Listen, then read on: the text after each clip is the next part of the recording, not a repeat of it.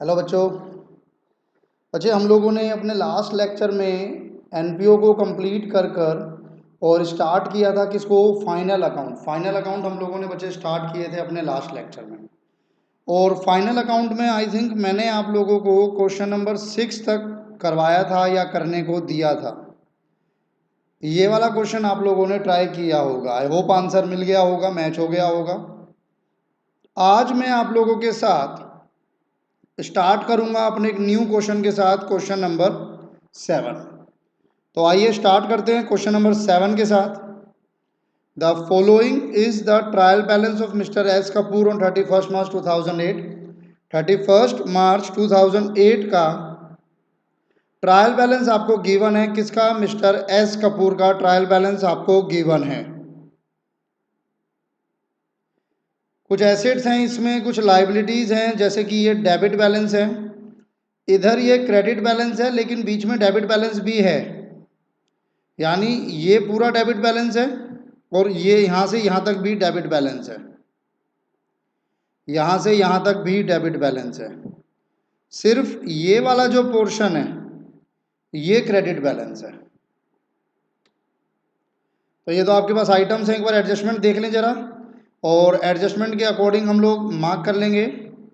सबसे पहले closing stock, उसके बाद मशीनरी को डेप्रीशिएट करना है, पेटेंट को डेप्रीशिएट करना है। तो ढूंढिए जरा, मशीनरी एंड पेटेंट, इनको आपको डेप्रीशिएट करना है। Salary for the month of March 2008 amounting to 3000 were unpaid. Salary जो कि आपको पे करनी थी लेकिन अभी आपने पे की नहीं है। सैलरी को ढूंढिए, कहीं पर मिलेगी आपको सैलरीज, ये रही। Insurance include a premium of ₹170 for 2002। तो इंश्योरेंस में भी एडजस्टमेंट है, इंश्योरेंस में भी एडजस्टमेंट हो गई हमारे पास। इंश्योरेंस के अलावा wages include a sum of ₹4000 spent on erection of a scooter for the employ and customer. 4000 आपने खर्च किए हैं किसी स्कूटर को ठीक करने के लिए, वो वेजेस में इंक्लूड है। तो वेजेस पे एडजस्टमेंट है, जब इनकी एडजस्टमेंट आएंगी तब बताऊंगा। Provision for bad and doubtful डेब्ट is to be created to the extent of 5% on debtor. अब चेक करो क्या पहले से कोई प्रोविजन फॉर डाउटफुल डेब्ट है? नहीं। डेटर तो होंगे, तो उन डेटर पे मार्क कर लो। तो कुल मिलाकर ये आपके पास एडजस्टमेंट्स हैं, और इन एडजस्टमेंट और इस इंफॉर्मेशन की मदद से आपको trading account, profit and loss account and balance sheet बनाकर देना है। आ जाओ जी। अब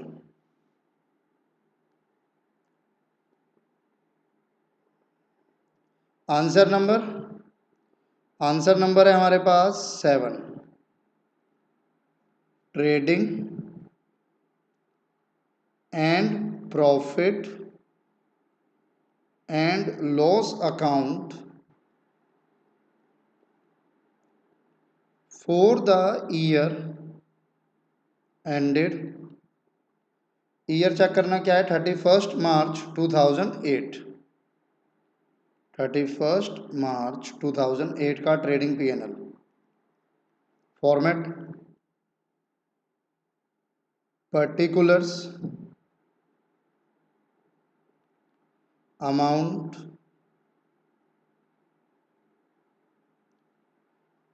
particulars, amount.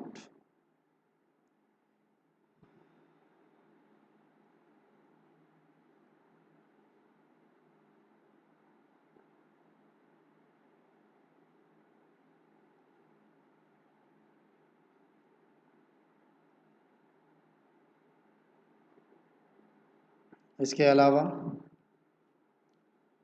Balance sheet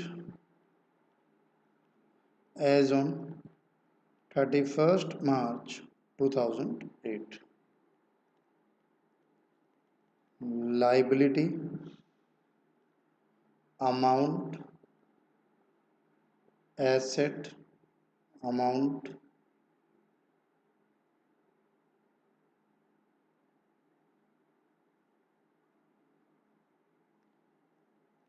then अगर कोई वर्किंग नोट होगा तो वो वर्किंग नोट, अगर होगा तो चलिएगा क्वेश्चन नंबर 7 और मैं स्टार्ट कर देता हूँ। किससे करना है स्टार्ट? चलो डेबिट बैलेंस से स्टार्ट कर लो। डेबिट बैलेंस से आप स्टार्ट करो। सबसे पहले आपको क्या गिवन है? सबसे पहले आपको गिवन है कैश। एडजस्टमेंट तो इस पर कोई होगी नहीं, तो बैलेंस शीट में आएगा आपके पास कैश इन हैंड 1080। उसी के नीचे मुझे नज़र आया था cash at bank. Cash at bank नज़र आया 5260। डन। उसके बाद परचेजिज है, परचेजिज है 81350। तो आपको पता है परचेजिज आपका ट्रेडिंग में आता है ओपनिंग स्टॉक के नीचे 81350। रिटर्न इनवर्ड, ये 3 हो चुके हैं। रिटर्न इनवर्ड, रिटर्न इनवर्ड क्या होता है?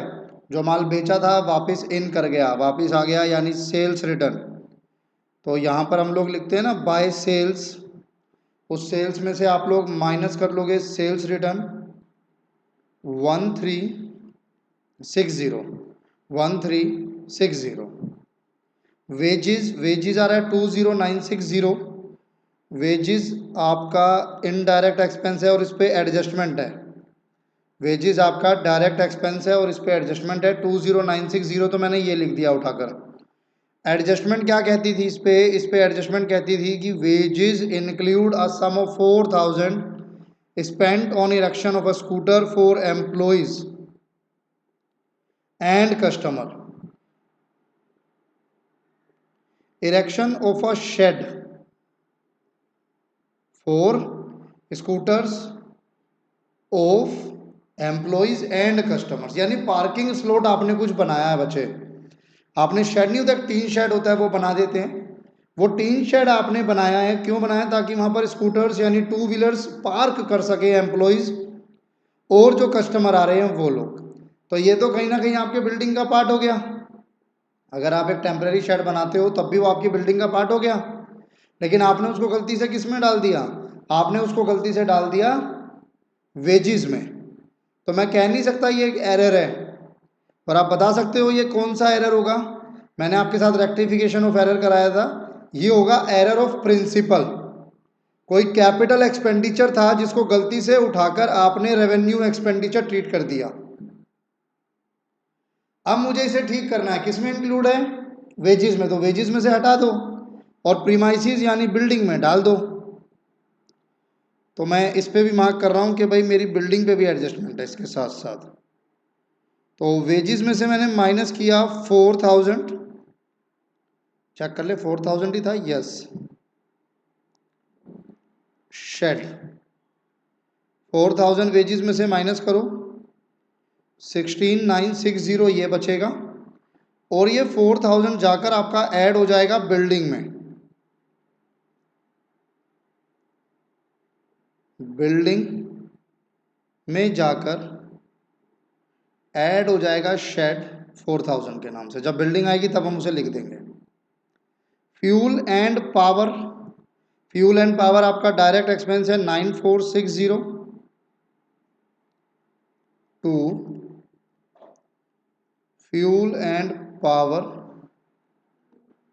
9460। Carriage on purchase again direct expense 4080 to carriage on purchase 4080। Building आ गई है जी 60,000। बिल्डिंग हमने नीचे जगह छोड़ी हुई थी 60,000। टोटल हो गया 64। टोटल हो गया 64। मशीनरी 40,000, उस पर एडजस्टमेंट है कि मशीनरी पे आपको डेप्रिशिएट करना है 10%। तो मशीनरी 40,000 और उस पर डेप्रिशिएशन लगेगी। मशीनरी 40,000, इस पर डेप्रिशिएशन लगा दीजिए एट द रेट ऑफ 10%। तो 4,000 तो ये डेप्रिशिएशन माइनस हो जाएगी भाई। और साथ ही साथ ये डेप्रिशिएशन क्या है? आपका इनडायरेक्ट एक्सपेंस है। तो ये आपका पीएनएल में जाएगा to depreciation on machinery 4000 to depreciation on machinery 4000। Clear हो गया यहाँ तक। मशीनरी के बाद है पेटेंट्स, इस पे भी डेप्रिसिएशन है 20%। तो मैं यहाँ पे लिखता हूँ पेटेंट्स, पेटेंट्स की वैल्यू गिवन थी आपको 15,000 15,000, उसमें से लेस करो depreciation eight the rate of 20%, यानी 3,000 में माइनस करूँगा तो 12,000 ये बचेगा, और 3,000 की जो डेप्रिसिएशन है वो उठकर आपकी यहाँ पर आ जाएगी टू डेप्रिसिएशन ऑन पेटेंट्स। कितना होगा 3,000। क्लियर है यहाँ तक। मैंने डेप्रिसिएशन लगा दी दोनों पे, चाहे वो मशीनरी हो चाहे वो पेटेंट्स हो, मैंने दोनों पे डेप्रिसिएशन लगा दी है। इंश्योरेंस, ये इंश्योरेंस की वैल्यू है 12,000 इंश्योरेंस है आपके पास 1200, और इस इंश्योरेंस में ना एक पॉइंट और है। वो पॉइंट ये है कि insurance include a premium of 174 2002। तो इंश्योरेंस प्रीमियम में एक प्रीमियम इंक्लूड है 170 का, और ये कौन से साल का है सर? ये तो कोई बहुत पुराने साल का है, ये तो बहुत पुराने साल का है। कितने पुराने साल का? 2002 का। कितना है? 170। तो 170 इंक्लूड करता है कोई पुराने साल का, इसको ध्यान से समझना आप। इंश्योरेंस प्रीमियम कितना है? इंश्योरेंस प्रीमियम है 1200। तो मैं यहाँ पे लिखूंगा टू इंश्योरेंस प्रीमियम 1200, और उसमें ये जो आउटस्टैंडिंग है पिछले साल का, ये आउटस्टैंडिंग पिछले साल का 170 माइनस करूंगा तो 1200 माइनस 170 हो जाएगा 1030, यानी 1030। इंश्योरेंस प्रीमियम था 1200, उसमें से 170 2002 बहुत पुराने टाइम का है, वो माइनस हो गया तो बचा 1030। अब इसका सेकंड इफेक्ट क्या होगा सोचो। ये जो 170 आपका आया है, इसका सेकंड इफेक्ट क्या होगा बताओ भाई, सोचो जल्दी जल्दी। ये आपकी बैलेंस शीट में किसी ना किसी लायबिलिटी में इंक्लूड होगा। आप अपनी बैलेंस शीट में लायबिलिटीज चेक करो। लायबिलिटी मतलब से credit balance, sales, return outward capital और क्रेडिटर। तो मुझे एक ही नज़र आ रहा है क्रेडिटर। कोई आउटस्टैंडिंग एक्सपेंस होता तो मैं उसमें मान लेता, कोई अदर आउटस्टैंडिंग पेबल्स होते तो मैं उसमें मान लेता, लेकिन आउटस्टैंडिंग एक्सपेंस अदर पेबल्स ऐसा कुछ गिवन नहीं है। तो मैं किस में एज्यूम करूंगा इसको? क्रेडिटर में, कि ये क्रेडिटर में होगा 12,600 में 170 इंक्लूड रहा होगा पिछले साल का, तो वो आपके क्रेडिटर कम हो जाएंगे 170 से। तो आप यहां पर आ जाओ, आप यहां पर लिखोगे क्रेडिटर्स, उसमें से outstanding insurance of previous year 170 अब कम हो जाएंगे। पहले वो उसमें इंक्लूड है कि हमें किसी को 170 देना है, इस साल हमने वो 170 पे कर दिया, इस साल वो 170 आपने पे कर दिया, तो अब वो आपकी लायबिलिटी क्या हो गई? कम हो गई। और क्रेडिटर कितने के थे लिख लेता हूँ साथ के साथ, बाद में लिखना चाहो तो बाद में भी लिख सकते हो, 12,600। तो 12,430 12,430 आपके क्रेडिटर बचे। तो यहाँ तक क्लियर हो गया आप लोगों को। इंश्योरेंस हो गया 1200 था, सन्ड्री डेटर हो गया 29,000 था। अब डेटर पे आ जाओ। डेटर होता है आपका एसेट 29,000। एडजस्टमेंट है, इस पे एडजस्टमेंट है ये रही। आपको प्रोविजन बनाना है बैड एंड डाउटफुल डेब्ट का 5% ऑन डेटर्स। तो सिंपल एडजस्टमेंट है, आप इसमें से प्रोविजन माइनस करो एट द रेट ऑफ 5%। 29,000 का 5% होता है 1450, 27,550 ये आ गया।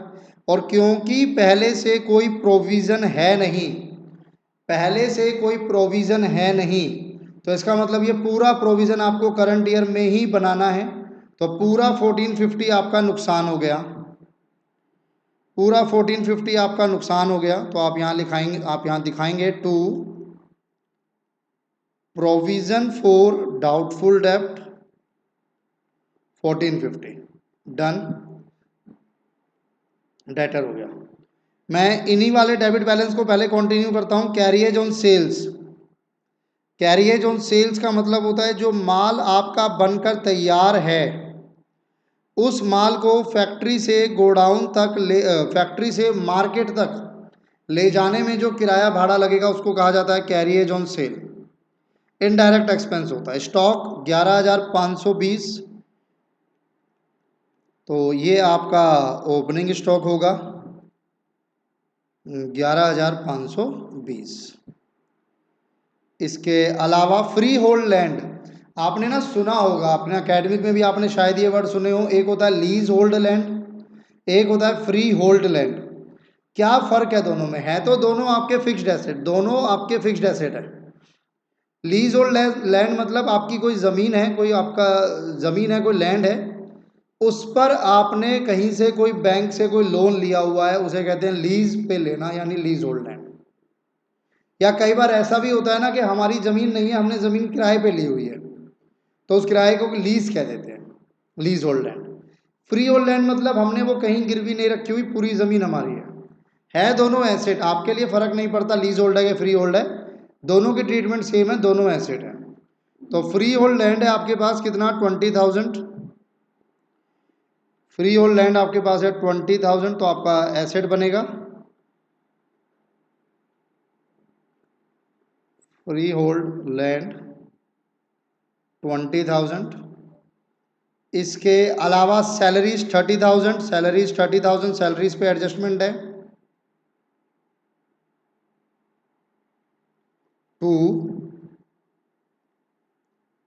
सैलरीज 30,000। क्या एडजस्टमेंट है चेक करते हैं। ये एडजस्टमेंट नंबर सी आपकी बच रही थी। मार्च 2008 की सैलरी थी 3,000 पर अनपेड, अभी आपने पे नहीं की थी, तो ये क्या हो जाएगी आपकी? ये हो जाएगी आपकी आउटस्टैंडिंग सैलरी 3,000। तो टोटल सैलरी आपकी जो करंट ईयर का खर्चा बनेगी वो है 33,000।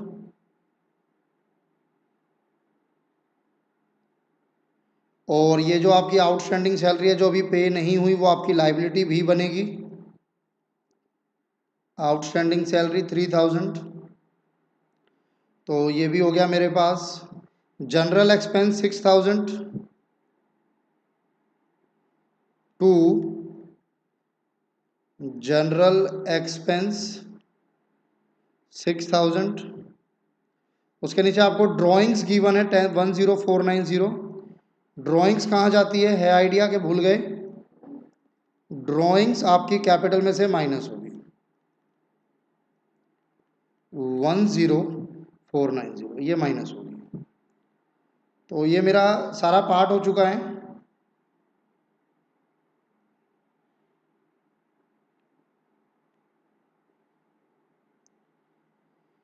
अब आ जाओ आपके क्रेडिट बैलेंस पे। सेल्स अकाउंट 197,560,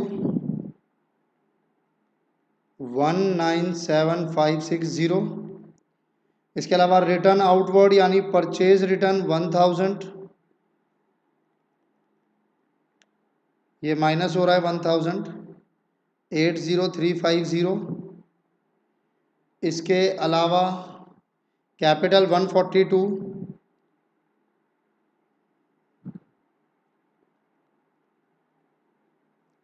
अच्छा, लास्ट है आपके पास क्रेडिटर। तो क्रेडिटर शायद मैं लिख चुका हूँ 12600 क्रेडिटर। जी हाँ, क्रेडिटर मैं पहले मेंशन कर चुका हूँ, क्रेडिटर मैं लिख चुका हूँ। अब इसके अलावा एक बार चेक कर लो कोई एडजस्टमेंट तो नहीं रह गई। एक रह गई होगी क्लोजिंग स्टॉक 13,600। तो एक तो आपका एसेट बनेगा क्लोजिंग स्टॉक 13,600,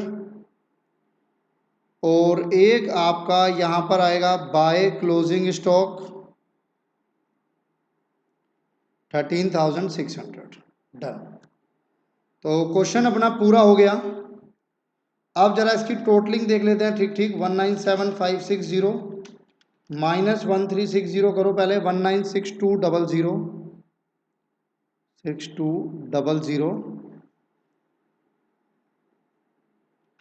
प्लस 13,600 00 प्लस 13,600 182,800। कुछ गलत नहीं आया, ये मैंने माइनस कर दिया क्या? 196,200 प्लस 13,600 209,800 209,800। इसमें से माइनस करो 11,520 माइनस 80350 माइनस 16,960 9,460 4,080 8,7,430 मेरा ग्रॉस प्रॉफिट आ गया। To gross profit 8,7,430 by gross profit 8,7,430। इस 8,7,430 में से माइनस कर दो 4,000 3,000 1030 1450 6,400 33,000 6,000 3,2,550 आपका नेट प्रॉफिट बचता है। और ये नेट प्रॉफिट 3,2,550 जाकर प्लस हो जाएगा आपकी कैपिटल में। 0490 माइनस करता हूं तो 164,060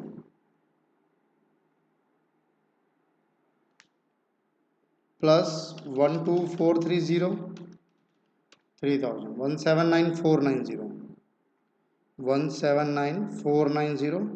भगवान का नाम लेके माइनस करना शुरू करता हूँ, देखता हूँ मैच होता है या कुछ गलती मिलती है। 1080 5260 64,000 36,000 12,000 27,550 20,000 13,600। तो ये टैली हो गया 179,490। नोट कर लीजिए एक बार आप लोग, ये आपका ट्रेडिंग अकाउंट था। पॉज करके नोट कर लीजिए एक बार। ट्रेडिंग के बाद ये आपका पीएनएल था एंड पीएनएल के बाद ये आपकी बैलेंस शीट थी। तो आई होप आपको क्लियर होगा, यहाँ तक नोट भी आपने कर लिया होगा। ठीक क्वेश्चन था, क्लास को स्टार्ट करने के अकॉर्डिंग आपका ठीक क्वेश्चन था। अब मैं आगे बढ़ता हूँ आप लोगों के साथ, और मैं आप लोगों के साथ क्वेश्चन नंबर 7 के बाद एक बार क्वेश्चन नंबर 8 डिस्कस करता हूँ। शायद कराऊंगा नहीं, एक बार क्वेश्चन पढ़ लेते हैं, अगर इजी लगा तो आप लोग खुद ट्राई कर सकते हो।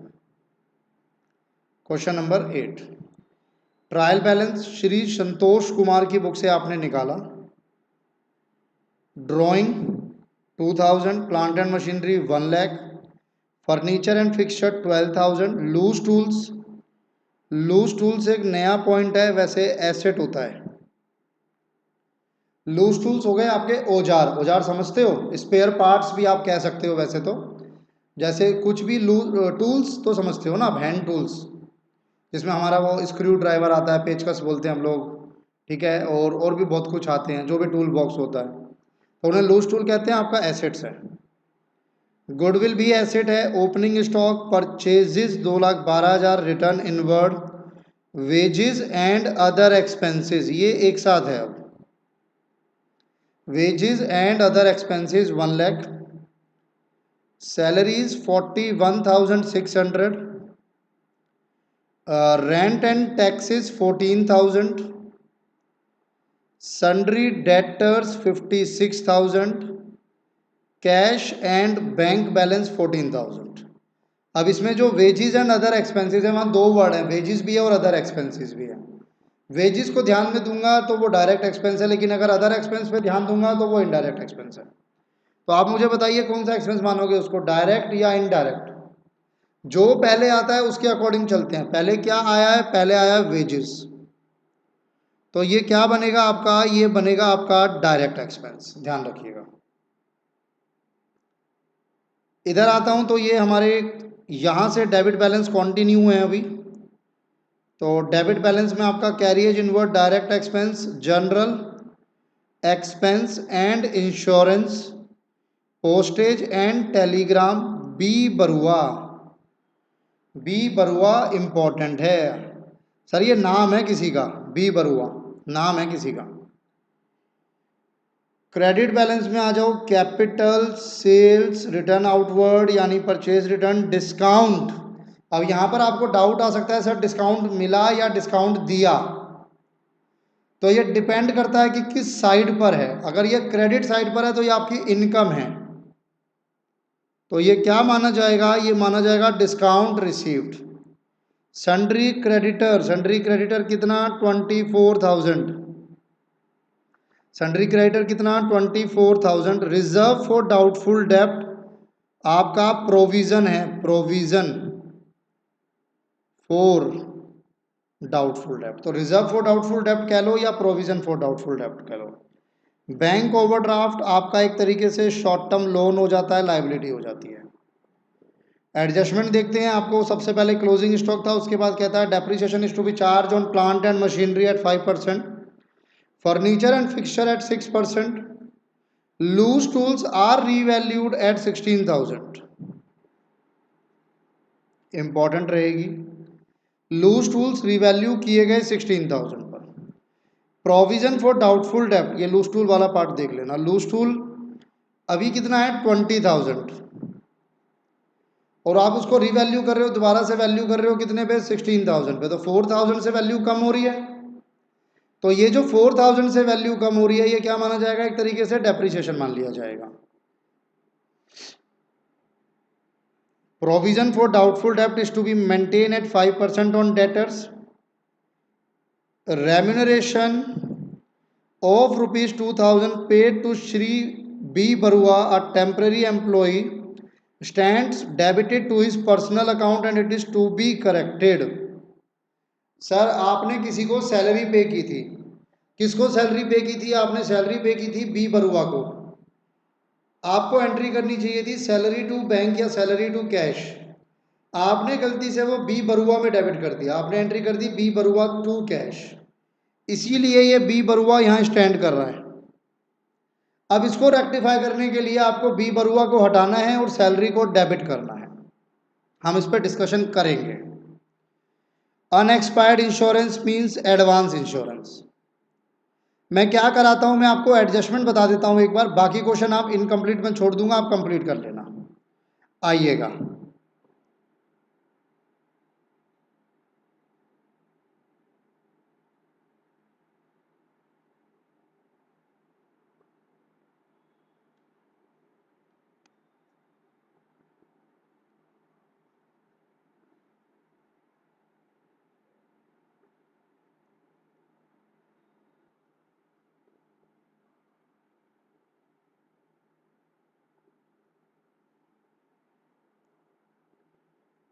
Answer number 8,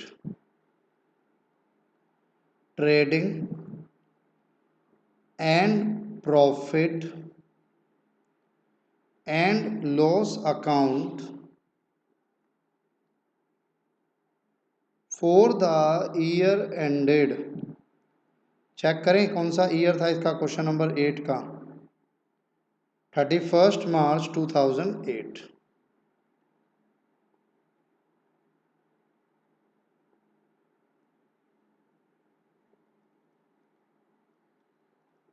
particulars amount, particulars amount,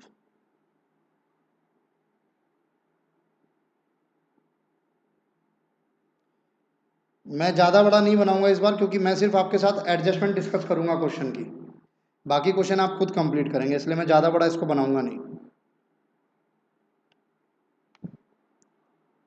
balance sheet as on 31 March 2008।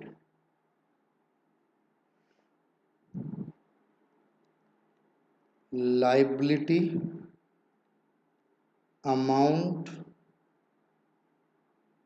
Asset amount. चलिएगा, सिर्फ एडजस्टमेंट वाला पार्ट पढ़ूंगा। सबसे पहली एडजस्टमेंट थी क्लोजिंग स्टॉक 30,800। तो क्लोजिंग स्टॉक की एडजस्टमेंट आपको पता है, एसेट में जाती है। इसके अलावा जो आपका ट्रेडिंग अकाउंट होता है उसमें जाती है by closing stock 30,800। Done. Depreciation charge होगी प्लांट एंड मशीनरी पे 5%, फर्नीचर एंड फिक्सचर पे 6% और लूज टूल पर। तो प्लांट एंड मशीनरी लिख लेता हूँ सबसे पहले, और चेक करो प्लांट एंड मशीनरी कितना है, आपको ऊपर नजर आएगा सेकंड आइटम 1 लाख। इस 1 लाख पे डेप्रिसिएशन लगाना है, और डेप्रिसिएशन कितना लगाना है आपको? डेप्रिसिएशन लगाना है 5%। आपको डेप्रिसिएशन लगाना है 5%।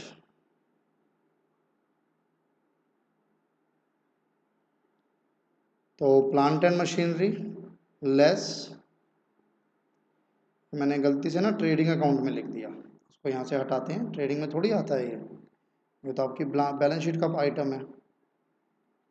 Plant and machinery 1 lakh, depreciation 5% हो गया आपका 5,000, तो ये आ गया 95,000।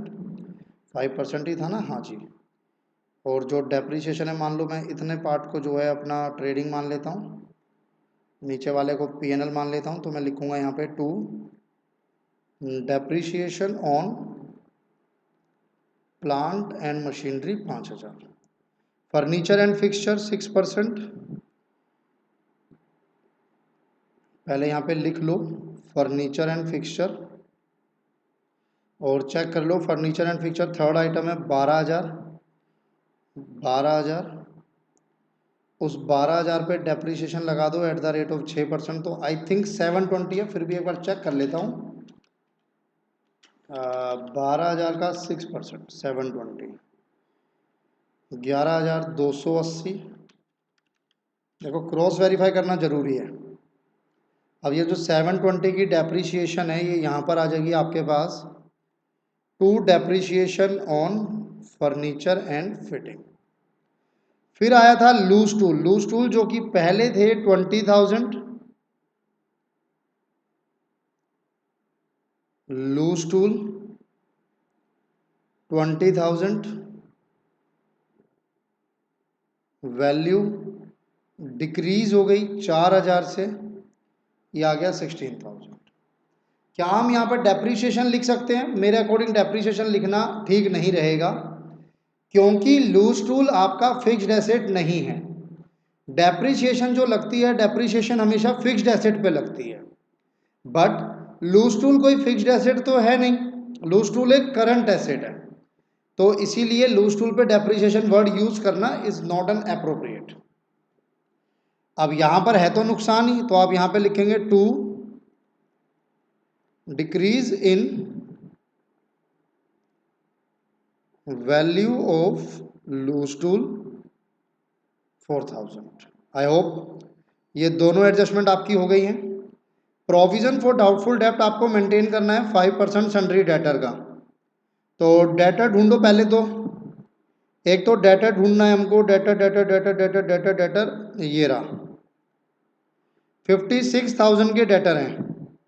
आ जाओ यहाँ पर, डेटर 56,000। सबसे पहले इसमें से माइनस होता है क्या? फर्दर बैड डेप्ट, वो बैड डेप्ट जो एडजस्टमेंट में गिवन है, लेकिन एडजस्टमेंट में कोई फर्दर बैड डेप्ट गिवन नहीं है, तो आप सीधा इसका 5% निकालो as a provision. Provision for doubtful डेप्ट एट द रेट ऑफ 5%। 56,000 का 5%, 50, ये आएगा आपके पास 2,800। 56,000 माइनस 2,800। अच्छा, यहाँ तो 53,200 आ गया, यहाँ तो 53,200 आ गया। इस प्रोविज़न की एंट्री पीएनएल में कैसे होगी? इस प्रोविज़न की एंट्री पीएनएल में कैसे होगी? तो आपको क्वेश्चन में पहले से एक प्रोविज़न गिवन है, ये रहा।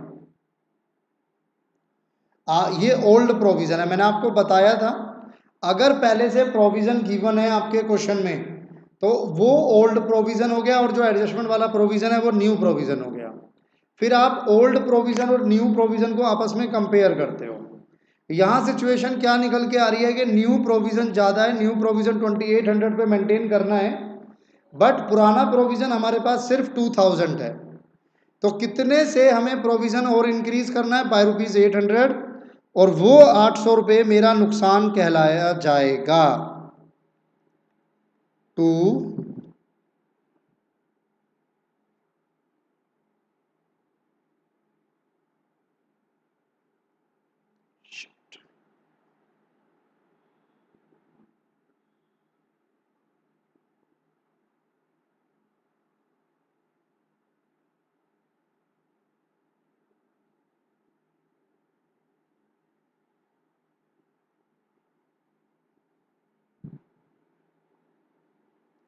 टू प्रोविज़न फॉर डाउटफुल डेब्ट। टू प्रोविज़न फॉर डाउटफुल डेब्ट कितना बनाना है? 2800। कितना है पहले से? 2000। कितना आ गया? 800 आ गया। कितना आ गया? 800 आ गया। अगर न्यू प्रोविज़न कम होता, मान लो न्यू प्रोविज़न 1800 होता सिर्फ, तो फिर आपका 200 का बेनिफिट हो जाता, वो क्रेडिट में चला जाता। तो ये आपका प्रोविज़न वाली एंट्री भी मैंने आपको बता दी। डी एंट्री, जहाँ पर आपने रेम्यूनरेशन दी थी बी बरुआ को, एरर और rectification.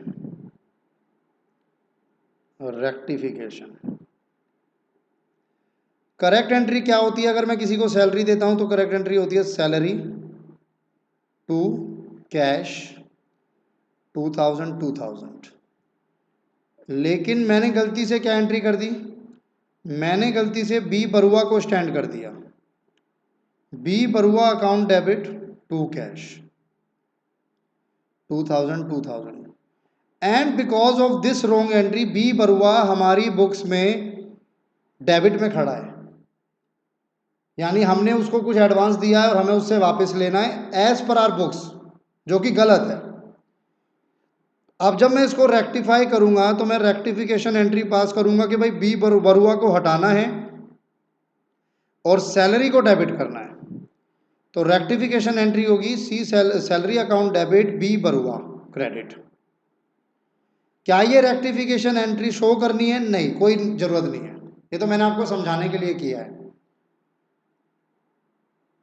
Only for understanding, no need to show all this in your exam. अब इसका नेट इफेक्ट क्या नजर आता है आपको? सैलरी बढ़ानी है और बी बरुआ हटाना है, तो आप क्या करो, यहाँ पे क्योंकि बी बरुआ आपका डेबिट बैलेंस था, एसेट था, बी बरुआ 2000 आ रहा था, सैलरी लिखकर 2000 माइनस कर दो तो ये जीरो हो गया। आप चाहो तो इसको ना भी दिखाओ तो भी चलेगा। और यहां पर जो आप सैलरी लिखोगे, सैलरी चेक करना, ऊपर सैलरी गिवन होगा, सैलरी ये रहा 41,600, उसमें 2000 प्लस कर देना, सैलरी इंक्रीज हो जाएगी 43,600। बी बरुआ, बरुआ ओ बरुआ, ठीक है जी, डी हो गई। लास्ट एडजस्टमेंट कहता है आपका एक एडवांस इंश्योरेंस है 400, तो आपके पास कहीं ना कहीं एक तो इंश्योरेंस होगा, यहाँ पर था ये रहा, तो 400 का एडवांस इंश्योरेंस है। डबल इफेक्ट आप करोगे, एक तो आप यहाँ शो करोगे टू इंश्योरेंस 72,000, उसमें से माइनस कर दो एडवांस इंश्योरेंस 400, तो ये बचा 71,600, और वो एडवांस इंश्योरेंस आप यहाँ दिखाओगे एज एन एसेट। बस इतना मुझे आपको कराना था। बाकी जो बचा वो ऊपर का ट्रायल बैलेंस बचा। एडजस्टमेंट मैं आपके साथ सारी डिस्कस कर चुका हूं, एक बार नोट कर लो।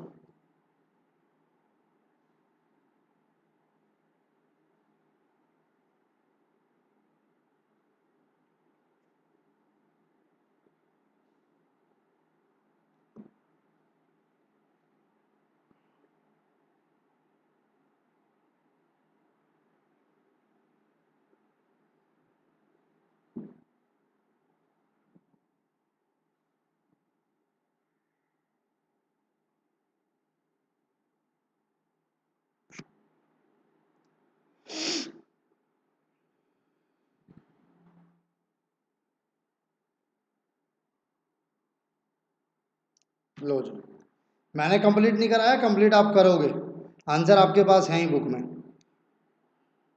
डन, आगे बढ़ते हैं बच्चे। इससे पहले मैं आगे बढ़ूं, मैं आपके साथ कुछ एडजस्टमेंट्स अब डिस्कस करना चाहूँगा। समय आ गया है, उचित समय आ गया है एडजस्टमेंट्स को देखने का, और हमें ये देखना पड़ेगा कि एडजस्टमेंट नंबर ये कौन सी है। तो लास्ट एडजस्टमेंट जो मैंने आपकी छोड़ी थी वो थी एडजस्टमेंट नंबर 10। आज मैं आप लोगों के साथ स्टार्ट करता हूँ एडजस्टमेंट नंबर 11, और एडजस्टमेंट नंबर 11 में आपके साथ डिस्कस करूंगा भैया ड्राइंग्स की। ड्राइंग्स किसकी? ड्राइंग ऑफ गुड्स, यानी goods withdrawn bye owner for personal use.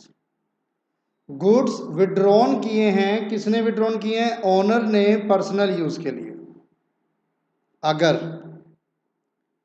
Given है कहां पर? ट्रायल बैलेंस में। अगर गिवन है कहां पर? ट्रायल बैलेंस में, तो आप इसे कहां पर लेकर जाएंगे? आप इसे ट्रेडिंग अकाउंट में, ध्यान से समझना इसको, क्रेडिट साइड लेकर जाएंगे। आप इसे ट्रेडिंग अकाउंट में क्रेडिट साइड लेकर जाएंगे। लेकिन अगर सेम चीज गिवन है कहां पर? एडजस्टमेंट में, तो दो इफेक्ट। एक तो सेम ट्रेडिंग अकाउंट में क्रेडिट साइड जाएगी, ट्रेडिंग अकाउंट क्रेडिट साइड। दूसरा, बैलेंस शीट में डिडक्ट होगा फ्रॉम कैपिटल, जैसे कि आपकी कोई भी ड्राइंग होती है ऐसे आप इसको डिडक्ट करोगे। दूसरी चीज ये जो क्रेडिट साइड बोल रहा हूं ना मैं, trading account credit side, trading account credit side, इसकी जगह आप और क्या कर सकते हो? और can be deduct from purchases, can be deduct from purchases. Owner ने गुड्स विड्रॉन किए, अगर मैं आपको थोड़ा सा और समझाऊं, एंट्री क्या होगी? Entry for goods withdrawn. Goods withdrawn की क्या एंट्री होगी? अगर कोई ओनर अपने गुड्स विड्रॉन करता है तो उसकी एंट्री होती है drawing account debit to purchases account. यहां पे क्या हो रहा है? आपकी परचेजेस कम हो रही है। परचेजेस समझते हो? अच्छा चलो मैं सवाल पूछता हूं, what do you mean by purchases? बोलो, सोचो, जो सोच रहे हो गलत सोच रहे हो। आप भी कह रहे हो सर क्या सवाल पूछते हो, परचेजेस का मतलब खरीदना है कि नहीं? बोलो हाँ, नहीं। इन अकाउंट्स परचेजेस डजंट मीन्स खरीदना, purchases means purchasing of goods, goods खरीदना। आपने गुड्स परचेज किए, ये गुड्स क्या हैं? गुड्स हैं वो आइटम जिसमें बिजनेस डील करता है, गुड्स हैं वो आइटम जिसमें बिजनेस डील करता है। अब बिजनेस ने गुड्स परचेज किए थे अपने बिजनेस में यूज करने के लिए। मान लो 1 लाख के गुड्स आपने परचेज किए थे, तो हमने परचेज को डेबिट कर दिया बाय ₹1 लाख। लेकिन इसमें से 10,000 के गुड्स में ले गया अपने घर। तो अगर मैं इसमें से 10,000 के गुड्स अपने घर ले जाता हूं, अगर मैं 10,000 के गुड्स अपने घर ले जाता हूं, तो मेरी परचेजेस क्या अब बिजनेस में 1 लाख यूज होगी? The answer is no. अब 1 लाख की परचेज मेरे पास बची नहीं, तो यूज कहां से होगी? अब मेरे पास परचेजेस बची कितने की है? सिर्फ 90,000 की। तो यूज भी कितनी होंगी? सिर्फ 90,000। तो 10,000 जो गुड्स उठाकर मैं घर ले गया, उससे मेरी परचेजेस कम हो गई। तो या तो आप परचेजेस को कम कर दो, परचेजेस को डिडक्ट कर दो, दूसरा ऑप्शन है आप ट्रेडिंग अकाउंट में क्रेडिट कर दो। दोनों ऑप्शन आपके पास है, आप कोई सा भी अवेल कर सकते हो। अगर एडजस्टमेंट में गिवन है तो दूसरा इंपैक्ट जो जाएगा वो कैपिटल में से कम होगा, कैपिटल में से लेस होगा, सेम एज ड्राइंग, क्योंकि ड्राइंग तो है ना ये। एडजस्टमेंट नंबर 11 के बाद अब मैं आपसे बात करूंगा एडजस्टमेंट नंबर 12 की। अब मैं आपसे बात करूंगा एडजस्टमेंट नंबर 12 की। एडजस्टमेंट नंबर 12 में मैं आपके साथ बात करता हूं goods given as free sample. आपने गुड्स डिस्ट्रीब्यूट किए हैं एज अ फ्री सैंपल और गुड्स गिवन इन चैरिटी, या फिर आपने गुड्स दे दिए हैं किसमें? चैरिटी में। दोनों सेम है। आपने फ्री सैंपल के तौर पे बांट दिया। आपने देखा ना, कई बार कंपनी जब नया नया कोई प्रोडक्ट लॉन्च करती है या खुद कंपनी न्यू लॉन्च हुई है, तो कंपनी क्या करती है, जिस प्रोडक्ट में डील करती है उस प्रोडक्ट को फ्री में बांटती है एज अ फ्री सैंपल। क्या हाँ भाई, ये आप कंडीशनर लीजिए, शैम्पू की बोतल लीजिए, उसके साथ ये कंडीशनर फ्री, कंडीशनर का पाउच फ्री। आप हेयर कलर लीजिए, उसके साथ ये कंडीशनर फ्री। इस तरीके से जो भी है। तो गुड्स अगर फ्री सैंपल में दिया गया या चैरिटी में दिया गया, और ये गिवन है कहां पर? ये गिवन है ट्रायल बैलेंस में। आप मुझे बताओ, अगर आप गुड्स फ्री में दे रहे हो या चैरिटी में दे रहे हो, तो फायदा या नुकसान? सर नुकसान ही है ना, खर्चा ही हो रहा है। बच्चा कहता है सर चैरिटी में दे रहे हैं, फायदा भी तो है। मैंने कहा कैसे? कहता सर बदले में दुआएं मिलेंगी, ब्लेसिंग्स मिलेंगी। अच्छा, आपको पक्का पता है कि दुआएं मिलेंगी? हो सकता है कि वो जो भिखारी है वो हमसे ही बड़ा चिंदी हो। बहुत बार उसने मांगा, दे दे भाई अल्लाह के नाम पे कुछ दे दे, हमने बड़ी मुश्किल से जाके उसको 1 रुपया दिया, तो आपके सामने तो वो यूं करके चला गया, लेकिन हो सकता है बाद में कहे यार मेरे से बड़ा भिखारी तो ये है, इतना मांगने पे भी 1 ही रुपया दिया। तो कोई ज़रूरी तो नहीं है ना कि बदले में आपको ब्लेसिंग्स मिलेगी। चलो हम देते हैं ये सोच के कि ब्लेसिंग्स मिलेगी। कई बार हम लोग इसलिए भी देते हैं कि हमें अपना पीछा छुड़ाना है, पीछे पड़ जाते हैं लोग। तो अब ये ज़रूरी नहीं है कि ब्लेसिंग्स मिलेगी या नहीं मिलेगी। तो अब आप कहोगे कि सर हम बैठ के सोचें कि ब्लेसिंग मिलेगी कि नहीं मिलेगी, सोचने की ज़रूरत ही नहीं है बच्चे। अगर आपने चैरिटी की है, अब आप उस ब्लेसिंग्स को आप मोनेटरी टर्म्स में थोड़ी डिफाइन कर दोगे, और अकाउंट्स में जिस चीज़ को मैं मोनेटरी टर्म्स में डिफाइन नहीं कर सकता उसको मैं रिकॉर्ड नहीं करूँगा। तो ब्लेसिंग्स को तो इग्नोर करो। आपने चैरिटी दी है तो वो आपका नुकसान है, वो आपका खर्चा है। तो अगर ट्रायल बैलेंस में गिवन है तो सिंगल इफेक्ट जाएगा, और वो आपका एज अ नुकसान, एज अ खर्चा प्रॉफिट एंड लॉस अकाउंट में डेबिट होगा, प्रॉफिट एंड लॉस अकाउंट में डेबिट होगा। लेकिन अगर सेम चीज एडजस्टमेंट में गिवन है, तो पहला तो सेम है, प्रॉफिट एंड लॉस अकाउंट में डेबिट। दूसरा, क्योंकि आपने गुड्स फ्री में डिस्ट्रीब्यूट किए हैं, तो गुड्स चले गए ना आपके पास से, गुड्स गए कि नहीं? गुड्स चले गए आपके पास से। तो दूसरा impact trading account. Trading account में दोनों ऑप्शन ओपन है आपके पास। ट्रेडिंग अकाउंट में दोनों ऑप्शन है आपके पास। आप क्रेडिट भी कर सकते हो, ट्रेडिंग अकाउंट में क्रेडिट भी कर सकते हो, और मैं इस पर वही मार्क बनाता हूँ कि अगर आप चाहो तो आप डिडक्ट भी कर सकते हो फ्रॉम परचेजेस। दोनों ऑप्शन ठीक हैं, दोनों ऑप्शन सही माने गए हैं। तो चाहे वो फ्री सैंपल हो, चाहे वो चैरिटी हो, मैंने आपको समझा दिया। आपको क्लियर है यहाँ तक? आगे बढ़ सकते हैं हम लोग? चलिएगा आगे बढ़ते हैं हम लोग। और अब मैं आपके साथ बात करता हूँ क्वेश्चन नंबर 9 की। क्वेश्चन नंबर 9 हम लोग देखेंगे अब। The following is the trial balance of Shri Paras on 31st March 2008. You are required to prepare final account after giving effect to the adjustments. In adjustments को effect दीजिए और इन adjustments को effect देने के बाद आपको ट्रेडिंग पीएनएल बनाना है। Rule same रहेगा भाई।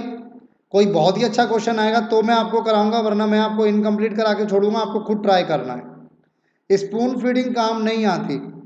मैं आपको क्वेश्चन पे क्वेश्चन कराता जाऊंगा, उससे मेरा ही बेनिफिट होगा, मेरी ही प्रैक्टिस होगी, आपको कोई बेनिफिट नहीं मिलेगा।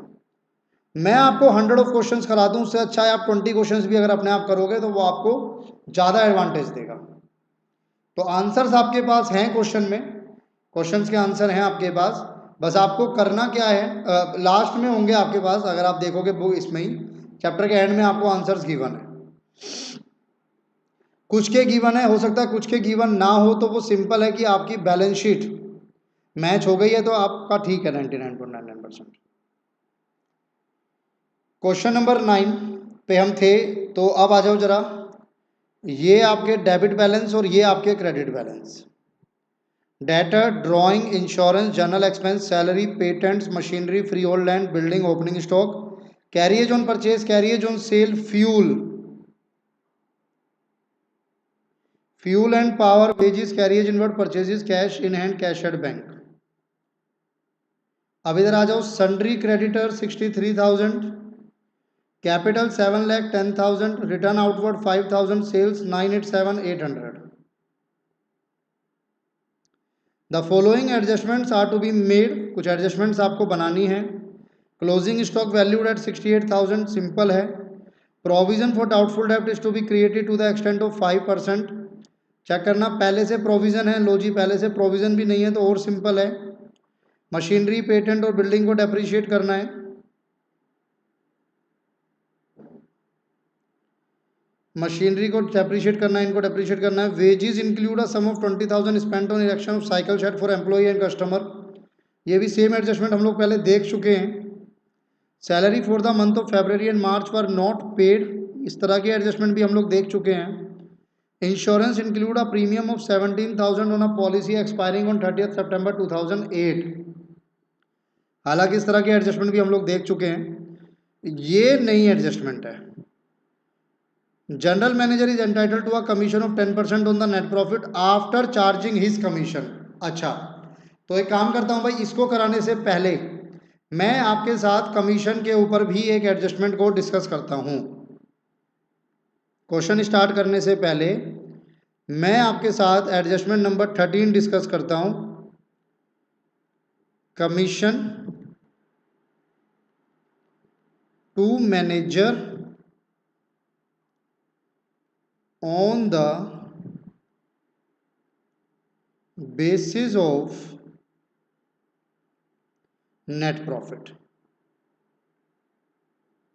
नेट प्रॉफिट के बेसिस पे मैनेजर को कमीशन प्रोवाइड करती है आपका बिजनेस, और ये दो टाइप की हो सकती है।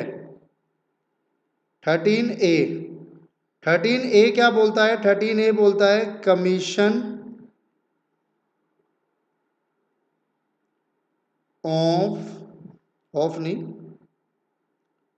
Commission on net profit before charging, before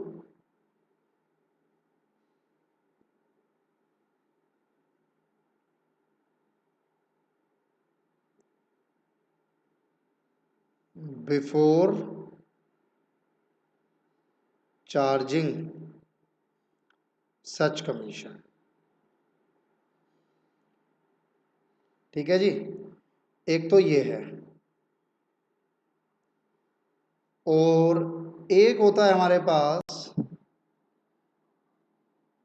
पहले एक काम करते हैं, इसका फॉर्मूला मैं आपको बता देता हूँ।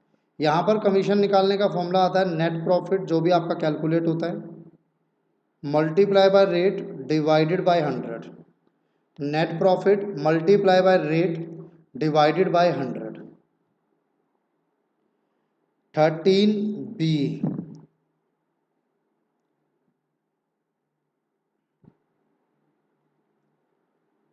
commission on net profit after charging such commission। तो जो फर्क है वो यहाँ फर्क है, एक में बिफोर है और एक में आफ्टर है।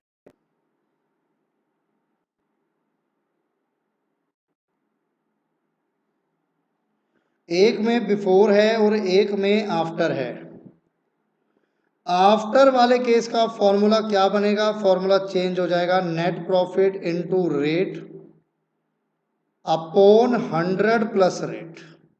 फॉर्मूला चेंज हो गया सर, फॉर्मूला चेंज हो गया। अब इसकी एक्सप्लेनेशन मैं आपको देना चाहूंगा।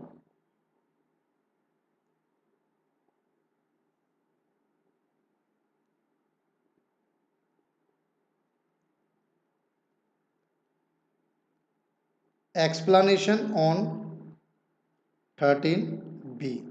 मान लो आपको बोला गया कि भाई जो नेट प्रॉफिट है ना, ध्यान से समझना इस पॉइंट को, आपको बोला गया कि जो नेट प्रॉफिट है ना, वो नेट प्रॉफिट है मान लो 2,20,000। और कंपनी क्या करती है? कंपनी प्रोवाइड करती है कमीशन। मैनेजर ने बोला मेरी कमीशन, उन्होंने बोला बिल्कुल देंगे सर। मैनेजर को बोला कितनी?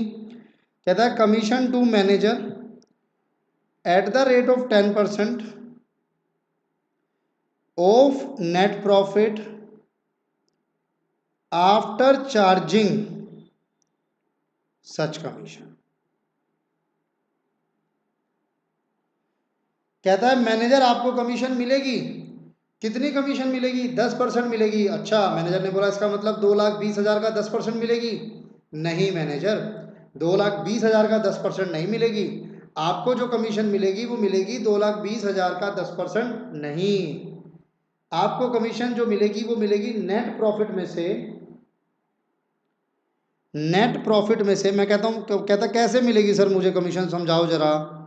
हमने बोला मैनेजर ध्यान से समझो, जो हमारा नेट प्रॉफिट है ना, उस नेट प्रॉफिट में आपकी कमीशन भी इंक्लूड है, क्योंकि आपको जो हम कमीशन देंगे वो भी तो हमारे लिए खर्चा ही है। मैनेजर ने कहा हाँ सर, जो आप मुझे कमीशन दोगे वो है तो आपके लिए खर्चा। तो अभी मैं ये कैसे कह दूं कि मेरा नेट प्रॉफिट 2,20,000 है, क्योंकि इसमें से एक खर्चा माइनस होना बाकी है, और वो कौन सा खर्चा है? वो मैनेजर की कमीशन का खर्चा है। तो कहता है नेट प्रॉफिट में कमीशन इंक्लूड है, तो नेट प्रॉफिट में से मैनेजर हम आपकी कमीशन हटाएंगे, उसके बाद जो भी प्रॉफिट बचेगा उस पर 10% आपको कमीशन मिलेगी। अब जैसे आप अपना सर खुजा रहे हो, वैसे ही मैनेजर भी अपना सर खुजा रहा था। कहता सर मेरी ही कमीशन कैलकुलेट करनी है और मेरी ही कमीशन को माइनस कर रहे हो, ऐसे कैसे? वही तो कैलकुलेट करना है। तो मैनेजर को बताया गया कि सर एक काम करो, आपकी कमीशन को एक्स रख लें। रख लो sir. Net profit before manager commission given है सर। मैनेजर की कमीशन को एक्स रख लो इंटू 10/100। आपको समझ आया ना मैंने यहाँ पे माइनस क्यों किया? क्योंकि बोला गया कि जो नेट प्रॉफिट में से कमीशन को हटाने के बाद जो प्रॉफिट आएगा उसका 10% है। अब अगर मैं इसको सॉल्व करता हूं तो x इंटू 100/10, बिल्कुल ध्यान से 220 माइनस x। अगर मैं इसको सॉल्व करता हूं तो ये आता है 10x, और ये वाला x इधर आ जाएगा तो ये हो जाएगा प्लस x 220। ये हो जाएगा आपके पास 11x इक्वल टू 220। तो मैं कह सकता हूं x इक्वल टू 220 और 11 डिवाइड होगा जो ये 11 यहाँ मल्टीप्लाई हो रहा था, यहाँ पर मल्टीप्लाई हो रहा था, यहाँ पे आके डिवाइड होगा, वही सेम पता है आपको। कह सकता हूँ सर? सर बिल्कुल कह सकते हो, लेकिन हर बार मैं इतना बड़ा सॉल्व नहीं करूँगा। हमने इसके लिए एक फॉर्मूला बना लिया। क्या फॉर्मूला बना लिया हमने इसके लिए? हमने इसके लिए फॉर्मूला बना लिया कि भाई जो भी आपका नेट प्रॉफिट गिवन है, उस नेट प्रॉफिट पे रेट अपॉन 100 प्लस रेट कर देना। कैसे सर बताओ जरा? बिल्कुल बताता हूँ। नेट प्रॉफिट, मान लो इस क्वेश्चन की मैं बात करूँ, 2 20 है, रेट कितना है 10, 100 प्लस रेट कितना हो जाएगा 110, जीरो से जीरो कट गया। तो बात तो सेम है। मैं यहाँ पर बात करूँगा तो कितना आएगा, 11 दूनी 22, 20,000। यहाँ भी करूँगा तो कितना आएगा 20,000। तो ये फॉर्मूला का डेरिवेशन था कि ये फॉर्मूला ड्राइव कहाँ से हुआ, तो ये फॉर्मूला यहाँ से ड्राइव हुआ था। आपको समझ आया? पूरा समझ आया होगा? एक बार नोट कर लो, एक बार नोट कर लो।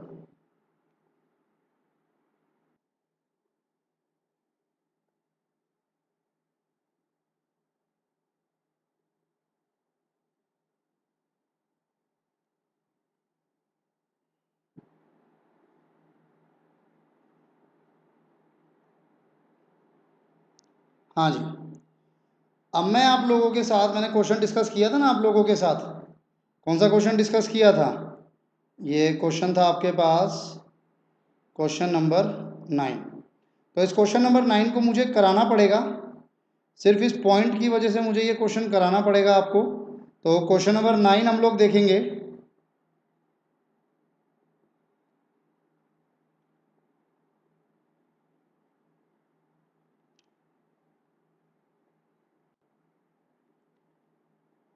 आंसर नंबर 9, ये नोट कर लिया था ना आप लोगों ने? अगर नहीं किया था तो कर लो, पॉज करके नोट कर लो। ये 13A 13B, फिर इसकी एक्सप्लेनेशन, एक्सप्लेनेशन ऑन 13B, ये फाइनल आंसर। अब मैं आप लोगों के साथ आंसर नंबर 9 पर आ रहा हूँ। Trading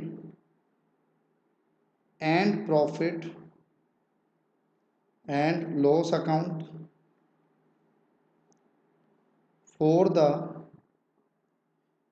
year ended 31st March 2008, particulars amount, particulars amount।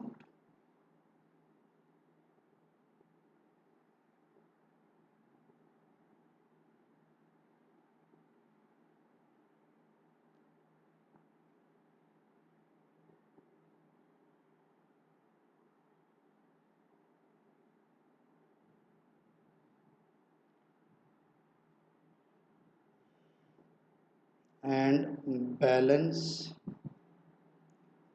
sheet as on 31st March 2008। liability amount, asset amount।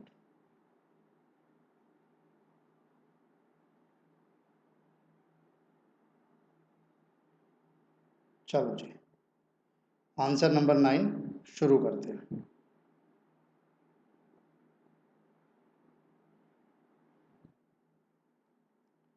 और पहले मैं काम करता हूँ, जिस पे एडजस्टमेंट है वो लगा लेता हूँ, फिर नोट करना शुरू करूँगा इनको। पहली एडजस्टमेंट क्लोजिंग स्टॉक, दूसरी एडजस्टमेंट डेटर्स, तो ये रहे आपके डेटर्स। और तीसरी एडजस्टमेंट पेटेंट्स और बिल्डिंग, ये तो बिल्डिंग और ये पेटेंट्स। तीसरी एडजस्टमेंट आपकी वेजिस पर है, और अच्छा यहाँ पर ज़रा ध्यान रखना, ये बिल्डिंग पर ना डेप्रीशिएशन है, बिल्डिंग पर भी डेप्रीशिएशन है, बिल्डिंग पर है, मशीनरी पर भी है, और वेजिस पर भी एडजस्टमेंट है। ये बहुत इंपॉर्टेंट पॉइंट आएगा आपकी बार एक। इसमें ये वाला जो पार्ट है ना, ये भी एक इम्पोर्टेंट पार्ट बनेगा, वेजेस वाला, एडजस्टमेंट नंबर डी जो है। उसके बाद सैलरीज पर है और इंश्योरेंस प्रीमियम पर है। तो देखें ज़रा कहाँ है आपका इंश्योरेंस एंड सैलरीज, और किस पर है? जनरल मैनेजर है वो तो लास्ट में आएगा, और किसी पे नहीं है। आइए शुरू करते हैं। तो सबसे पहले डेटर्स ही हैं आपको, तो डेटर्स ही उठा लो सबसे पहले, बैलेंस शीट में आ जाओ।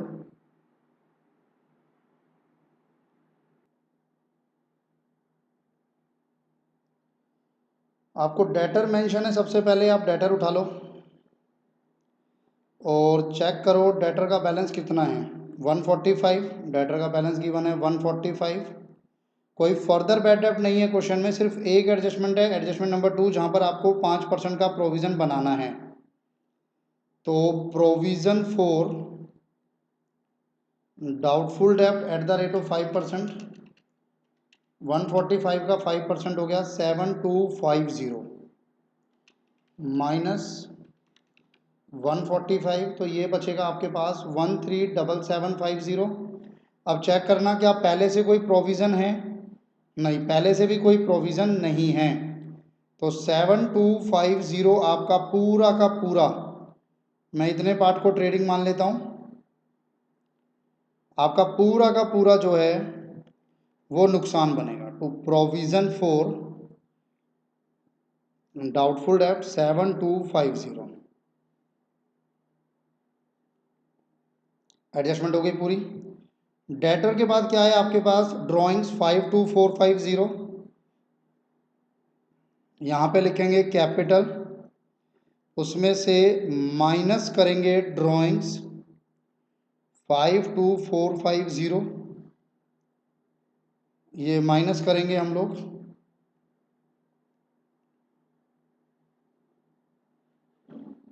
इंश्योरेंस 6000 इस पे एडजस्टमेंट है।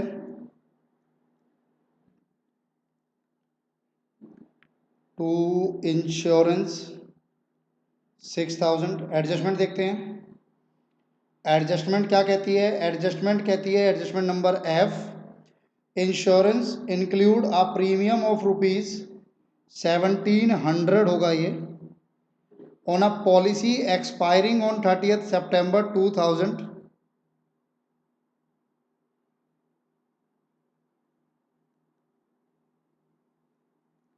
थर्टियथ सितंबर 2008। तो पॉलिसी जो है वो एक्सपायर होगी 30th September 2008 को, जबकि आपका ईयर कब क्लोज हो रहा है? आपका ईयर क्लोज हो रहा है 31 मार्च 2008 को। आपका ईयर क्लोज हो रहा है 31 मार्च 2008 को। तो 31 मार्च 2008 को अगर आपका ईयर क्लोज हो रहा है और ये पॉलिसी एक्सपायर हो रही है 1700 रुपये वाली 30th सितंबर को, तो अप्रैल मई जून जुलाई अगस्त सितंबर 6 महीने का इंश्योरेंस ऐसा है, 1750 में से आधा,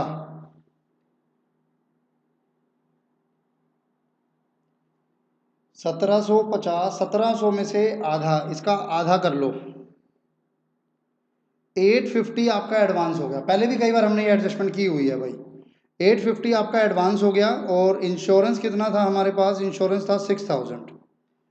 तो 6000 में से 850 माइनस कर दो एडवांस के नाम पर, 5150, और 850 जो आपका एडवांस इंश्योरेंस है वो आपका एसेट बनेगा। ये मेरी नेक्स्ट एंट्री हो चुकी है, यानी नेक्स्ट एडजस्टमेंट हो चुकी है। General expense 30,000 without any adjustment, to general expense 30,000 without any adjustment. Salaries 150, इस पर एडजस्टमेंट है, टू सैलरीज 150, इस पे एडजस्टमेंट है। एडजस्टमेंट देखो जरा इस पे, एडजस्टमेंट नंबर ई कहता है फरवरी और मार्च की सैलरी आपने पे नहीं की, तो इसका मतलब आपने सैलरी कितने महीने की पे की है? आपने सैलरी पे की है सिर्फ 10 महीने की।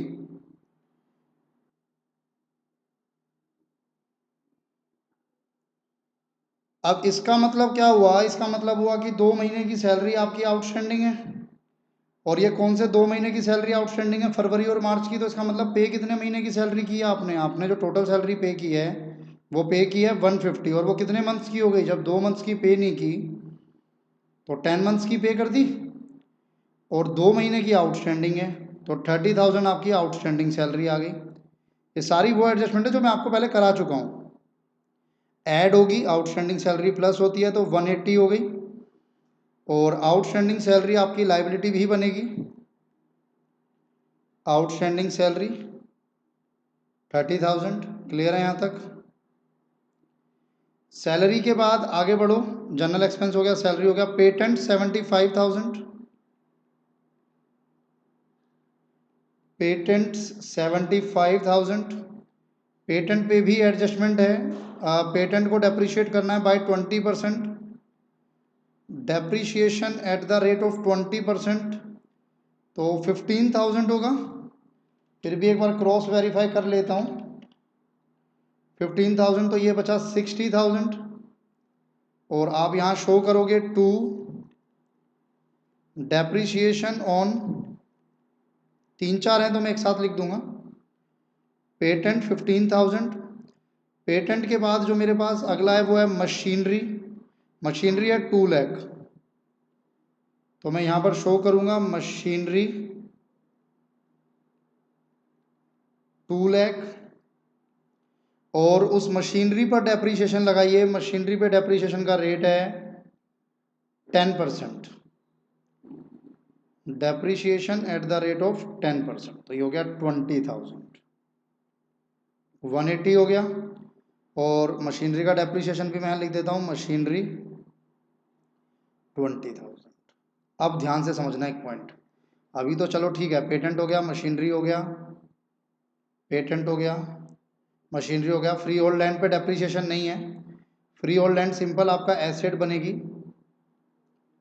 Free hold land 1 lakh simple आपका एसेट बन गई। लेकिन ये जो बिल्डिंग है ना, ये इंपॉर्टेंट रहेगी। देखना कैसे, पहले मैं लिख दूं, पहले मैं लिख देता हूं बिल्डिंग 3 लाख। इस बिल्डिंग में एक एडजस्टमेंट है। एडजस्टमेंट अगर आप देखोगे ना इस पे बिल्डिंग पे, तो आपको एडजस्टमेंट मिलेगी ये वाली।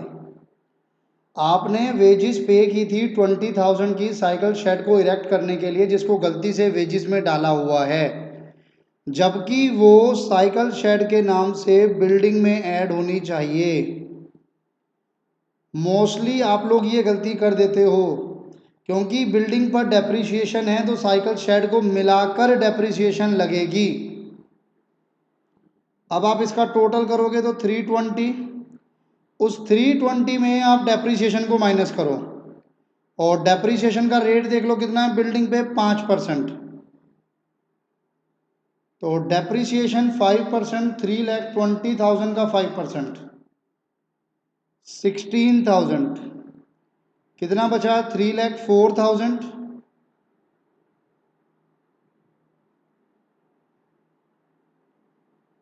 3,04,000 और 16,000 की जो डेप्रिसिएशन है, वो डेप्रिसिएशन आप यहां लिख देंगे बिल्डिंग।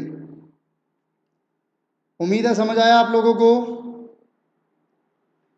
बेसिकली क्या किया हम लोगों ने, एक साइकिल शेड बनाया जिसको गलती से वेजिस में इंक्लूड किया हुआ था। वेजिस में भी उसका इफेक्ट दिखाऊंगा अभी मैं। तो वो जाना कहाँ था? वो जाना था बिल्डिंग में। तो अब हमने क्या किया, हमने उसको बिल्डिंग में डाल दिया। हमने क्या किया, हमने उसको बिल्डिंग में डाला और उसके बाद बिल्डिंग पे डेप्रिसिएशन लगाया। और अगर मैं वेजिस की ट्रीटमेंट की बात करूं तो मैं यहां पर लिखूंगा टू वेजिस और चेक करूंगा वेजिस है कितना, 104,800, 104,800, जिसमें कि 20,000 साइकिल शेड वाला इंक्लूड है, वो हटा दिया जाएगा। 84,800। बस ये देख लेना कि इस पे वेजिस पे और कोई एडजस्टमेंट तो नहीं है। सारी एडजस्टमेंट हो चुकी है मेरी ना, वेजिस हो गई है, सारी हो गई है। और अगर मैं आपसे अमाउंट की बात करूं तो मैं बिल्डिंग तक कर चुका हूं, वेजिस कर चुका हूं। अब मैं ओपनिंग स्टॉक पे आऊंगा जिसका अमाउंट है 57,600। तो मैं यहां पे लिखूंगा to opening stock 57,600। Opening stock के बाद आता है carriage on purchase 20,400 to carriage on purchase 20,400, carriage on sale 32,000 to carriage on sales 32,000। अच्छा, इनका टोटल भी कर लूँ लगे हाथ, 15 + 16 डेप्रीशिएशन वाले का और 20,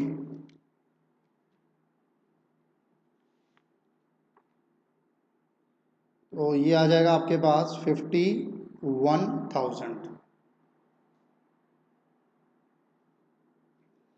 कैरिएज ऑन सेल के बाद फ्यूल एंड पावर 47,300 आपका डायरेक्ट एक्सपेंस है to fuel and power 47,300। Wages हो चुका है। कैरिएज इनवर्ड भी आपका डायरेक्ट एक्सपेंस है 6,800 to carriage inward purchases 406,750 to purchases 407,650, cash at bank asset 26,300, cash at bank 26,300, cash in hand 5,400, cash in hand 5,400। Credit side पर आ जाओ, क्रेडिट वाले balances, creditor 63,000, creditors 63,000, capital 7,10,000, 7,10,000। Return outward बोले तो purchase return, sales return, purchase return sorry 5,000, return outward purchase return 5,000, sales 987,800, by sales 987,800। तो उम्मीद करता हूँ सारी एडजस्टमेंट हो गई है। हाँ, एक कमीशन वाली नहीं हुई है और एक क्लोजिंग स्टॉक वाली तो मैं लिख ही देता हूँ, by closing stock 68,000, closing stock 68,000। अब कमीशन वाली एडजस्टमेंट करने से पहले मुझे जीपी और एनपी चाहिए होगा, तो जहाँ तक सोल्व कर सकता हूँ पहले वहाँ तक तो कर लूँ। 987,800 + 68,000 10,55,800 माइनस 57,600, और अगर मैं इसका टोटल आपसे पूछूं तो 402,650 84,800 20,400 47,300 6,800। तो आपके पास जो जीपी निकल कर आ रहा है वो जीपी आ रहा है 436,250, 436,250 बाय जीपी 436,250। इस जीपी में से मैं ये सारे खर्चे हटाऊंगा, -7,250, 5,150 माइनस करो, 30,000 माइनस करो, 180 माइनस करो, 51,000 माइनस करो, 32,000 माइनस करो। आप इन सबको माइनस करोगे तो आप पाएंगे कि जो आपका नेट प्रॉफिट है बिफोर कमीशन, अभी एक एडजस्टमेंट हमारी रह रही है, तो उसी को निकालने के लिए मैंने आपके सारे एक्सपेंसेस माइनस किए। कमीशन टू मैनेजर, तो कैसे कैलकुलेट हो रहा है? Net profit minus all expenses into rate upon 100 plus rate. तो ये आया है आपके पास 130850। रेट क्या था? रेट 10% ही था जी। 10/100 प्लस रेट यानी 110। तो इसको मैं डिवाइड करता हूँ 11 से। 11895 राउंड ऑफ करने के बाद 11895 आपका कमीशन आया है। आप यहां पर दिखाएंगे इसको टू कमीशन टू मैनेजर 11895। अब मुझे एक बात बताओ, क्या ये कमीशन आपने मैनेजर को पे कर दी है? कहाँ लिखा है?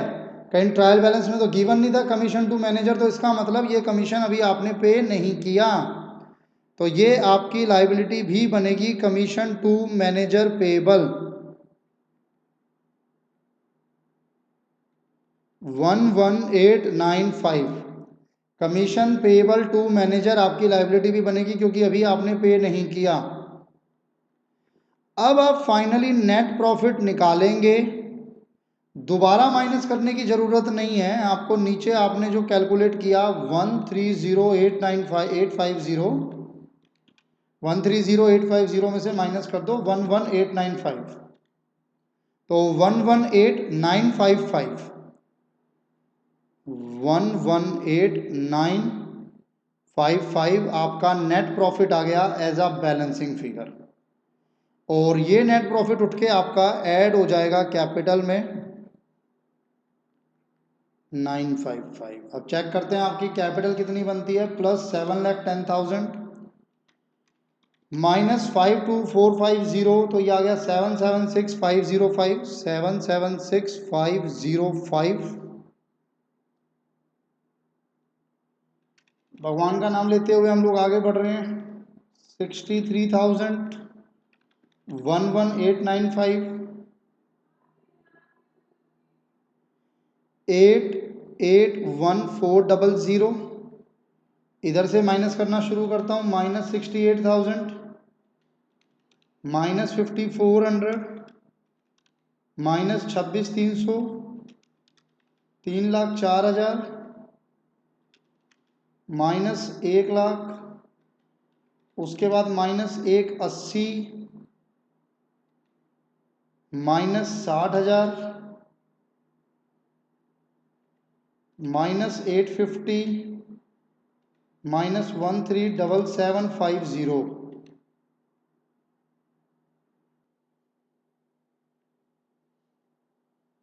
तो आंसर में हल्का सा डिफरेंस आ रहा है, और अगर हम चेक करें तो पता है गलती क्या हुई है हमसे। हमसे गलती ये हुई है कि यहाँ जो परचेज है ना, वो परचेज है 406750, हमने लिख दिया 407650। ये गलती हुई है। तो अगर मैं इसको चेंज करूँगा तो फिर ये सारा चेंज हो जाएगा।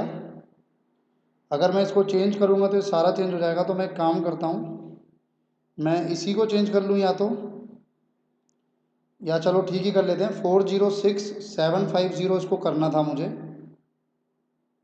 406750 6750 माइनस 5000 401,750 आ गया, यानी 6,750 था, हमने 7,650 कर दिया।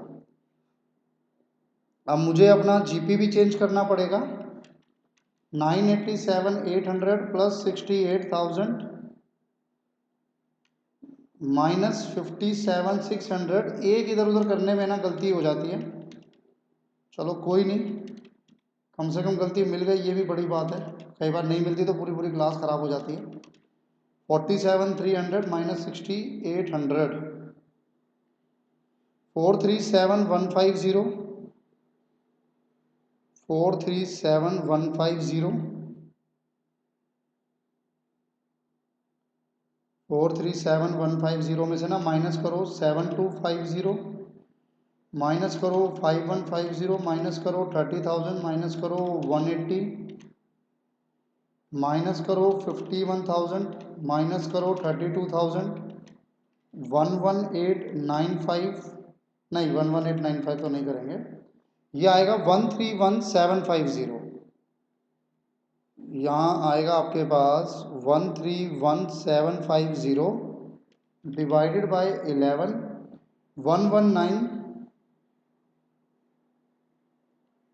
1977।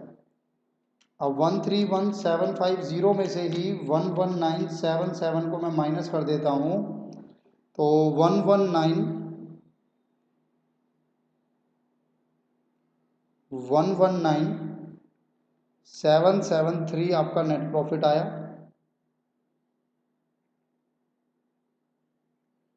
119773 प्लस 7,10,000 माइनस 52450, 777,323, 777,323,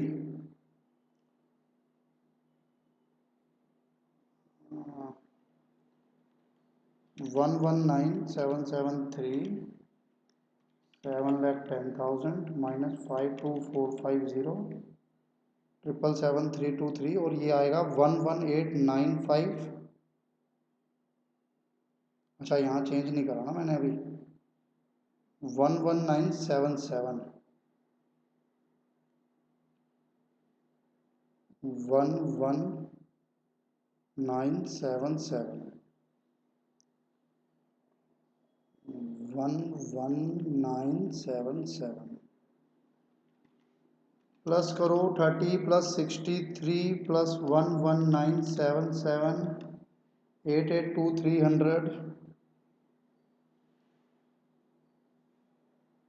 00 भी है, 882,300, माइनस 68,000, माइनस 5,400, 2,63,000, 3,04,000, 1,00,000, 180,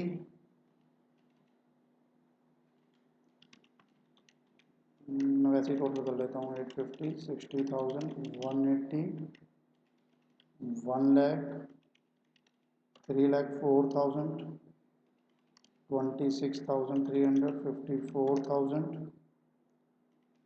68,000 प्लस 5,400, तो ये आपका मैच हो रहा है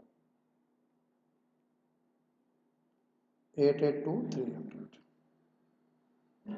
882,300। एक बार नोट कर लो, एक बार नोट कर लीजिए।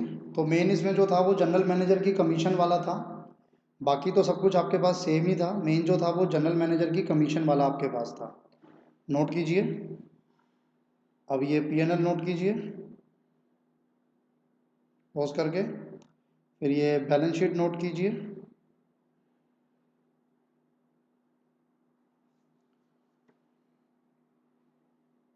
और ये आपका बैलेंस शीट का टोटल, और ये आपकी मैनेजर की कमीशन। डन है जी, यहाँ तक कोई डाउट नहीं, सब कुछ समझ आया आप लोगों को? ठीक है जी। अब मैंने आप लोगों के साथ क्वेश्चन नंबर 9 किया, और क्वेश्चन नंबर 10 स्टार्ट करने से पहले मैं आप लोगों के साथ एक कंसेप्ट डिस्कस करता हूँ, या एक काम करते हैं, क्योंकि काफ़ी हो गई आज की क्लास, 3 से 4 क्वेश्चन हम लोग कर भी चुके हैं, तो आज के लेक्चर को यहीं रोकते हैं। अपने नेक्स्ट लेक्चर में हम लोग इसके कंसेप्ट तो लगभग सारे कंप्लीट कर लेंगे, 2 क्लास और लगाएंगे हम इस पर, फाइनल अकाउंट हमारा कंप्लीट हो जाएगा बच्चे। तो आज के लिए इतना ही, मिलते हैं अपने नेक्स्ट लेक्चर में बच्चे। Thank you.